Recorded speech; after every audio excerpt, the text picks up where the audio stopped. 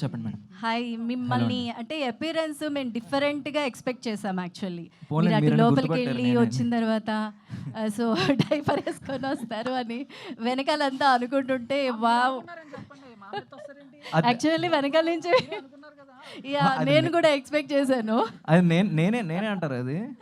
అదే అనుకుంటున్నాము, మీరే కదా. ఓకే. అంటే చాలా మంది గుర్తుపట్టట్లేదు అది నేనే అంటే, మీరు బాగానే గుర్తుపట్టారు. అదే అలాగే వస్తారు అని ఎక్స్పెక్ట్ చేసాము. ఓహో, ఇక్కడికి ఆన్ అది స్టేజ్. ఇందాక పాయింట్ చెనిగిందని వెళ్ళావు చూడు. యాక్చువల్గా ఇందాక నేను లేట్గా రావడానికి రీజన్ అది. ఇది కొంచెం ఎక్స్ట్రా చేసి ఇటు ఎక్కుదాం అనుకున్నాను, ప్యాంట్ అంటే జరిగింది. ప్రొడ్యూసర్ గారు ఇచ్చిన బిల్డప్ అక్కడ అలా ఉంది, మీరు అలా రెడీ ఎస్, సో నైస్ అండి. And Siri Hanumanthu is my friend in Vizag. Oh so happy అండి మిమ్మల్ని అందరినీ చూడడం. All the best, thank you so much. Congratulations. And sir ఇందాక మీరు మీ పేరు if you don't mind. Nagendra garu. Nagendra sir, నా తరపున సార్కి ఒకసారి గట్టిగా క్లాప్స్ ఎందుకో నేను చెప్తాను. సార్ రీసెంట్గా మీరు మెగాస్టార్ చిరంజీవి గారి గురించి మాట్లాడిన వీడియో చూశాను సార్. Thank you. లిటరల్లీ కళ్ళలో నీళ్ళు తిరిగాయి నాకు. అంటే ప్రతి ఒక్కడు ఎవరో ఒక హీరోకి ఫ్యాన్గా ఉంటాడు. ఇప్పుడు నేను జూనియర్ ఎన్టీఆర్కి ఫ్యాన్, సో అలాగా మహేష్ బాబుకి, పవన్ కళ్యాణ్ గారికి అందరికీ ఉంటారు. బట్ యూనివర్సల్గా తెలుగు ఇండస్ట్రీ మొత్తం ఫస్ట్ మెగాస్టార్ చిరంజీవి గారికే ఫ్యాన్. అలాంటి ఆయన గురించి ఇష్టం వచ్చినట్టు ఒక్కొక్కడు వాగుతుంటే మీరు వీడియో చేశారు చూడండి సార్. ఇండస్ట్రీకి మీలాంటి వాళ్ళు కావాలి సార్. చాలా బాగా అనిపించింది, కళ్ళలో నీళ్ళు తిరిగాయి సార్ ఆ వీడియో చూస్తుంటే. అంటే ఎవరి గురించి అయినా సినిమా ఇండస్ట్రీ అంటే ఇప్పుడు వర్జిన్ బాయ్స్ అని పెట్టారు కాబట్టి నేను నా వీడియోలో చెప్పలేదు ఆ మాట. Okay sir. వెర్రోడు పెళ్ళం ఊరందరికీ మరదలని సామెత. అలాగా ప్రతివాడు సినిమా ఇండస్ట్రీ మీద పడి వాళ్ళ రికగ్నిషన్ కోసం మీరు ఎంత కష్టపడతారో ఒక సినిమా చేయడానికి, ఎంత స్టేక్ చేస్తారు దాంట్లో, ఎన్ని ఆశలు ఉంటాయి వాటిల్లో.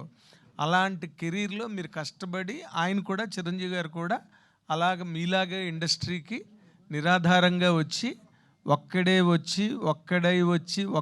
గెలిచి ఒక్కడే టాప్కి వెళ్ళి మీ అందరికీ ఇన్స్పిరేషన్గా సినిమా ఇండస్ట్రీలో ఒక రవితేజ కావచ్చు, ఒక నాని కావచ్చు, ఈ రోజున సందీప్ వంగ కావచ్చు, శేఖర్ కమ్ముల కావచ్చు, name one director, one hero, ప్రతి వాళ్ళకి చిరంజీవి గారే గమ్యం. ఒక హీరోయిన్కి చిరంజీవి గారితో యాక్ట్ చేయాలని ఉంటుంది, ఒక మ్యూజిక్ డైరెక్టర్కి చిరంజీవి గారి సినిమాకి మ్యూజిక్ చేయాలని ఉంటుంది, ఒక కమిడియన్కి చిరంజీవి గారితో కలిపి చేయాలని ఉంటుంది. ఈ రోజుకైనా ఏ రోజుకైనా మెగాస్టార్ చిరంజీవి ఎప్పటికీ చిరంజీవి శతాయుష్షు. 100% సార్. అలాంటి మనిషికి, అలాంటి ఒక జైంట్ మౌంటైన్ గురించి కూడా తెగబడి బరి తెగించి మాట్లాడితే ఇంకా ఈ సినిమా ఇండస్ట్రీకి మిగిలిన గౌరవమే ఉంది? మీరు ఇంతమంది వచ్చి కష్టపడి ఇది ఒక ప్లాట్ఫామ్గా మీరు ఎంచుకుని ఇలాగ వచ్చిన వాళ్ళందరికీ కూడా ఆయన ఒక పెద్ద ఇన్స్పిరేషన్. మీరు ఎవరు వచ్చిన ఇండస్ట్రీకి అలాగవ్వాలనే వస్తారు, మెగాస్టార్ చిరంజీవి అయిపోవాలనే వస్తారు అందరూ కూడా. సో మిమ్మల్ని అందరినీ అగౌరవపరిచినట్టే. ఇండస్ట్రీ అన్నది చాలా గొప్ప పవిత్రమైన పరిశ్రమ. ఇది మీరు ఎంతో శ్రమపడి కష్టపడి వచ్చే వాళ్ళ కోసం, అందుకోసమని నేను ఆ వీడియో చేశాను. Super sir, thank you sir, thank you. అంటే చాలా మంది చెప్పలేకపోయారు, అందరి తరపున మీరు మాట్లాడారు. Thank you sir. అండ్ చిన్న క్వశ్చన్, మీరు చాలా మంది హీరోల్ని, పెద్ద పెద్ద స్టార్ హీరోస్ని కానీ వాళ్ళందరినీ కూడా వాళ్ళందరితో మాట్లాడి ఉంటారు సార్.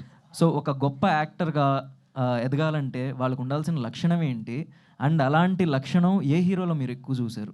అందరికీ క్వశ్చన్. మీరు నన్ను అడిగితే ఎప్పుడైనా నేను నా నోట్లోంచి ఆ 4 అక్షరాలే వస్తాయి, మెగాస్టార్ చిరంజీవి. ఎందుకంటే మీలాగే నేను హై స్కూల్ లెవెల్ దగ్గర నుంచి కూడా ఆయన సినిమాలు చూసి ఇన్స్పైర్ అయ్యి కాలేజీలో ఆయనకి ఫ్యాన్ అయ్యి, తర్వాత నేను మళ్ళీ అనుకోకుండా, అంటే నేను పీటీఐలో ఆ రోజుల్లో కంబైన్డ్ ఏపీలో పీటీఐ టెస్ట్ రాసి సెలెక్ట్ అవ్వడం అంటే ఐఏఎస్ కాదు, చాలా పెద్ద టాపర్ కింద లెక్క. అందులో మేము ఇద్దరమే సెలెక్ట్ అయ్యాం. కాకినాడలో ఒక ఆయన, వైజాగ్ నుంచి నేను సెలెక్ట్ అయ్యాం.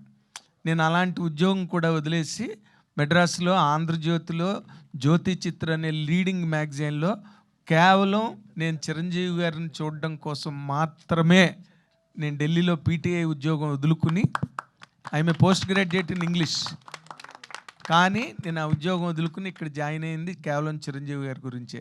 ఆయన పడ్డ కష్టం, ఆయన పడ్డ శ్రమ నేర్చుకోవడం కోసం, ఆయన పడ్డ తాపత్రయం నేను ఎవరిలోని చూడలే.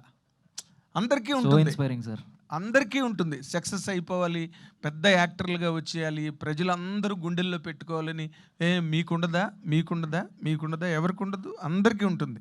బట్ దాన్ని ప్రాక్టికల్గా ఇంప్లిమెంట్ చేసి డాకు సినిమాలో ట్రైన్ కింద ప్రాణాలకు తెగించి చేశారు ఆయన. రన్నింగ్ ట్రైన్లో ఎవ్వరూ చేయలేరు ఆ పని. ఎందుకు? బంగీ జంపు బావగారు బాగున్నారాలో అంతకుముందు చాలామంది ఆ బంగీ జంప్ చేసిన చోట కొంతమంది చచ్చిపోయారు. ఆయనకు ప్రాక్టీస్ లేదు.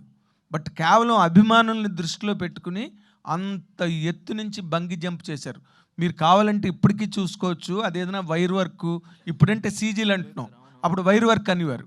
అందుకని ఆయన జుత్తు సర్దుకోవడం, బనియన్ సర్దుకోవడం అంటే ఒరిజినల్ ఇది అని తెలియడం కోసం చేసిన పని. ఆయన వచ్చిన తర్వాతే డూప్ అన్నది ఇండస్ట్రీలోంచి మాయమైంది. డూపులు ఆయన తిట్టుకున్న రోజులు కూడా ఉన్నాయి. ఈయన వల్ల మాకు ఉద్యోగాలు పోతున్నాయని అతి కష్టమైన కాళ్ళు చేతులు బద్దలు కొట్టుకుని ఒక రుద్రవీణ, ఒక ఆపద్బాంధవుడు, ఒక స్వయం కృషి అంటే ఎంతసేపు కమర్షియల్ సినిమాలే కాకుండా అలాంటి గొప్ప సినిమాలు కూడా చేసి ఆయన ఈ రోజుకి కూడా అంత టఫ్ కాంపిటీషన్ మార్కెట్లో నిలబడ్డారు. ఆయన స్టామినా అవన్నీ మీలాంటి వాళ్ళు, మీ జనరేషన్ అందరూ కూడా అలాంటి వాటిని యూ షుడ్ అడాప్ట్. అదొక్కటే నేను ఎప్పుడు చెప్పినా. నాకు తెలియదు తక్కువ వాళ్ళు ఎవరి పేర్లు చెప్తారో నాకు తెలియదు కానీ but I always tell his name. That is megastar. Thank you so much. ఈ వేదిక, ఈ మీటింగు, ఈ సినిమా సక్సెస్ మెగాస్టార్ చిరంజీవి గారికి అంకితం చేయండి మీరు. ఫైనల్ తప్పకుండా సార్, తప్పకుండా 100%. That's it. Thank you. Director గారు, దయానంద్ గారు, producer sir. Sir hi sir.